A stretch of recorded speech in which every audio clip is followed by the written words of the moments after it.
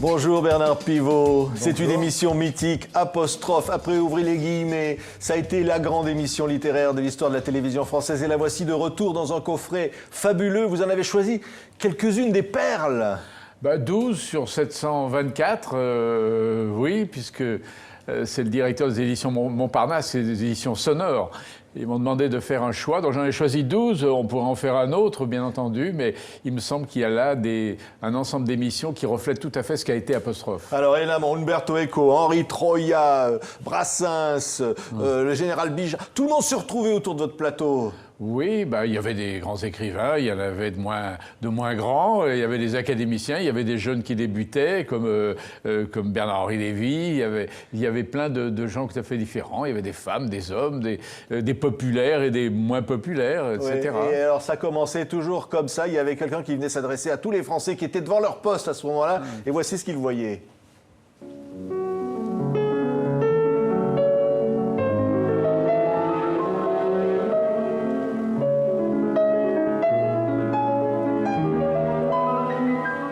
Alors voilà, ça c'était simplement le générique. Oui. Mais vous présentiez chaque fois le thème, hein? Oui, en 2 phrases, 3 phrases. D'ailleurs, c'est là où je suis le moins à l'aise. Après, quand il faut parler comme ça aux gens, je n'aime pas beaucoup. Mais après, quand je parle aux gens, alors j'ai l'impression d'être chez moi et de parler avec Umberto Eco, avec Claude Lévi-Strauss, avec Le Clésio, comme s'ils étaient dans mon particulier. Voilà. Si vous parliez avec Umberto Eco, voilà par exemple ce qu'il vous répondait. On écrit toujours un roman sur soi-même, qu'il soit à la Recherche ou San Antonio. On écrit quelque chose sur ses propres vices. Je pense que dans la vie, il faut, je ne dirais pas changer, comment ça, changer en expérience. Vous savez, le mot de Malraux. Changer le plus d'expérience. J'espère quand même qu'il y a quelqu'un ici qui va m'aider à retrouver le mot de Malraux. Échec total. Échec total. Échec total. Vous voyez ce que c'est que la culture. Oui, il est mort, Malraux. Ça, c'est quand même extraordinaire. Hein? Oui, mais vous avez vu face à face, il y a Vincenot et d'Ormesson. Oui. Et la cour d'émission, Vincenot et d'Ormesson se trouvent des parentés insoupçonnées. C'est tout à fait extraordinaire. Et Umberto Eco, de le revoir évidemment si jeune, avec une barbe noire. C'est fantastique. Et surtout moi, de me voir si jeune. Non, ça, vous n'avez pas changé, Bernard. Non, tu dis pas flatteur. Oui, non, mais quand même. Mais alors vous, carrément, vous dites à d'Ormesson, vous êtes candidat au prix Nobel. Il vous dit oui, tout à fait. Oui, oui, il n'y a pas de raison. D'Ormesson est un homme franc, c'est vrai, quand et en même temps, il joue toujours. Ça, c'est la séduction même de d'Ormesson. Sembler dire la vérité, tout en ne la disant pas tout à fait, mais en donnant vraiment l'impression qu'il l'a dit. Alors, s'il n'était pas encore prix Nobel de littérature, Jean d'Ormesson, il y en a qui le sont devenus depuis, regardez. Le Clésio. Est-ce que les aventures sur le terrain d'un ethnologue comme Claude Lévi-Strauss avant la guerre, donc au Brésil, est-ce que c'est quelque chose que, par exemple, vous auriez aimé vivre? Ah oui, je crois que vous les avez vécus dans une certaine mesure. Oui, enfin, je suis venu... quand je suis allé à Panama, ce n'était pas les mêmes relations. Le monde était déjà devenu très, très dur.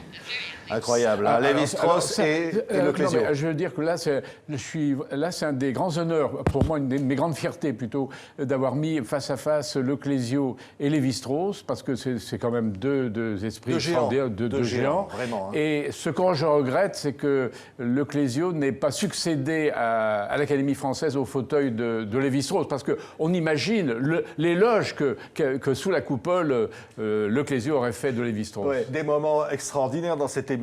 La vérité d'un écrivain, c'est quoi, Bernard? C'est-à-dire que vous traquez la vérité sur le plateau, parce qu'à un moment donné, les gens se livrent, il se passe quelque chose. Traquer, c'est peut-être pas le mot que j'emploierais. Je dirais, j'essaie comme ça, de piquer un tout petit peu pour que, voilà, il y a une réponse, comme la peau, vous savez, quand on touche un peu la peau, mais hop, vous réagissez. Alors, voilà, mais parfois c'est juste pincé, mais parfois aussi c'est une caresse. Et c'est bien que l'autre qui est en face de moi réagisse ou à la caresse ou au pincement. C'est quoi la vérité pour un écrivain, selon Michel Tournier? Regardez. Si vous avez les esgourdes un peu délicates, faites gaffe ce soir, car j'ai là quelques clients qui n'ont pas leurs escalopes dans leurs fouilles et qui sont bien capables d'en jacter des vertes et des pas mûres. Je vais quelquefois dans les écoles et il y a une question qui est terrible, qui vient de temps en temps à la bouche des enfants. Monsieur, qu'y a-t-il de vrai dans ce que vous racontez? On ne peut pas poser à un romancier une question plus vache que celle-là. Je dis, mes enfants, je vais vous écrire au tableau noir une belle phrase. Vous allez la recopier, la prendre par cœur. Vous mettrez peut-être 20 ans à la comprendre, mais c'est la seule réponse que je puisse vous donner. Et j'écris la phrase de Cocteau, « Je suis un mensonge qui dit toujours la vérité ».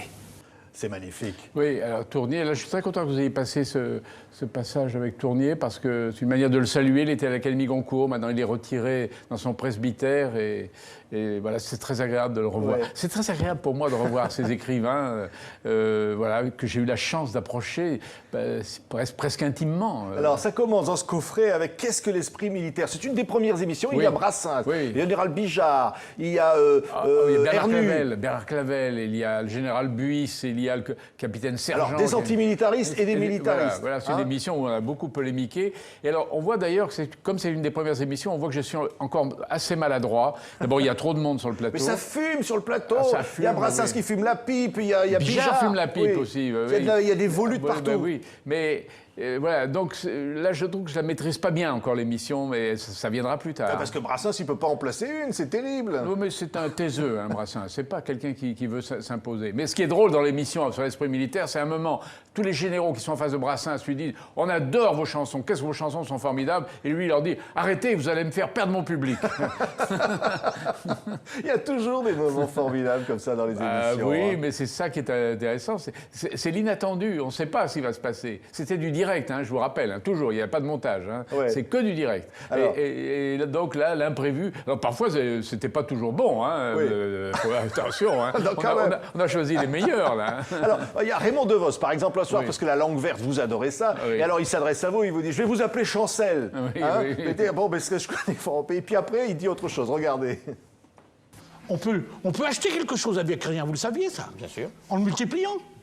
Une fois rien, on sait rien. 2 fois rien, c'est pas beaucoup, hein, mais 3 fois rien. Pour 3 fois rien, on peut déjà acheter quelque chose. Et pour pas cher. Alors maintenant, si vous multipliez 3 fois rien par 3 fois rien, rien multiplié par rien égale rien, 3 multiplié par 3 égale 9, ça fait rien de 9. Oui, ben, parlons d'autre chose. C'est pas là.